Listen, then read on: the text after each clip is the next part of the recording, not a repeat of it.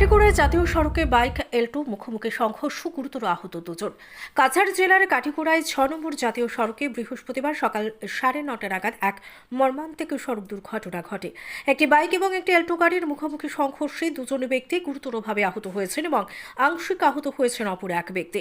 দুর্ঘটনায় গুরুতর আহতদের মধ্যে রয়েছেন বাইক আরোহী আব্দুল হানিফ লস্কর এবং জয়দীপ শুক্লবৈদ্য। এছাড়া সবিতা শুক্লবৈদ্য নামের এক মহিলা আংশিক আহত হন। ঘটনার পর স্থানীয় বাসিন্দারা দ্রুত আহতদের উদ্ধার করে কাটিগড়া মডেল হাসপাতালে নিয়ে যান। হাসপাতালে প্রাথমিক চিকিৎসার পর কর্তব্যরত চিকিৎসক আহতদের উন্নত চিকিৎসার জন্য শিলচর মেডিকেল কলেজ ও হাসপাতালে রেফার করেন।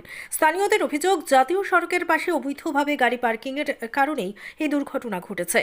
ঘটনার পর ব্যাপক চাঞ্চল্য দেখা দিয়েছে গোটা এলাকায়। ব্যুরো রিপোর্ট, সোনার বাংলা সংবাদ। একজন জখম হয়েছে, খুব ইনজুর্ড হয়েছে। তার শ্বাস লইতে সময় খালি মুখে দিকে রক্ত আর এলটোর একজনের চোখও খুব জখম হয়েছে। এলটো কয়জন আছে? এলটোত আছিল তারা 4জন। বাইকটা কোন দিক দিয়ে? বাইকটা যার খালাইন মুখ আর এলটো আর সরঞ্জি মুখা।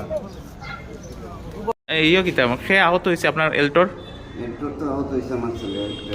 কি নাম? জয়দীপ। আপনি হয়েছেন একটু না? আপনার নামটা? ঠিক আছে।